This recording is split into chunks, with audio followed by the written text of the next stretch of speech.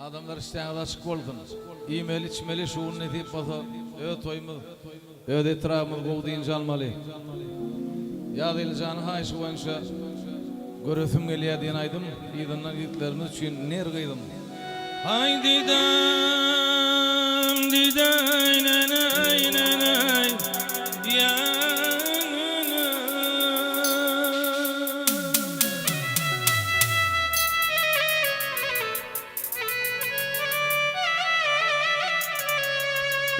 Ya Rabbil Alemin Rahman Rahim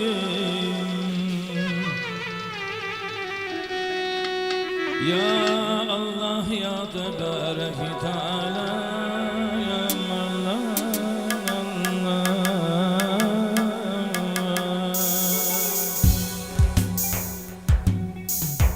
Ey ağlayacağım coşunda seni göresim geliyor, vaktini göresim geliyor. Ey gökte şarabın batında seni göresim geliyor, seni göresim geliyor.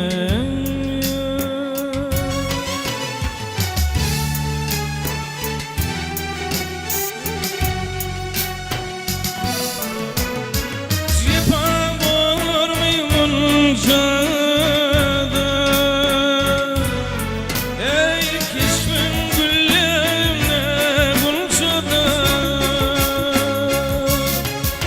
Ah gönlüm pekilınca da seni göresim geliyor, seni göresim geliyor.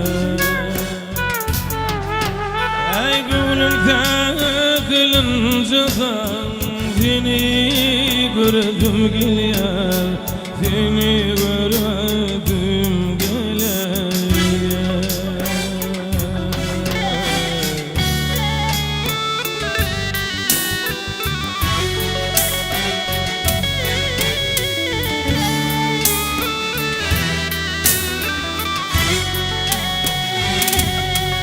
Ey yollar ki yavrum yavrum çıkmış yoluma ömrüm, çıkmış yoluma ömrüme.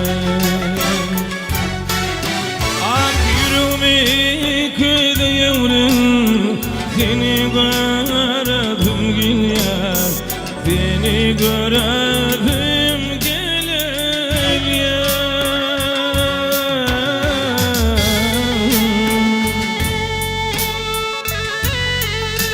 Geceler yanımı çalım ya Cebbara, seni göresim geliyor, bugünlerim şad makam, hoşal vakitlerim Cebbara, seni göresim geliyor, seni göresim geliyor. Ey çıkıp düzgün kadadan, ey gitsedim bu adadan, ah dedim dünyadadan seni göresim geliyor, vaktini göresim geliyor. Ah dedim dünyadadan seni göresim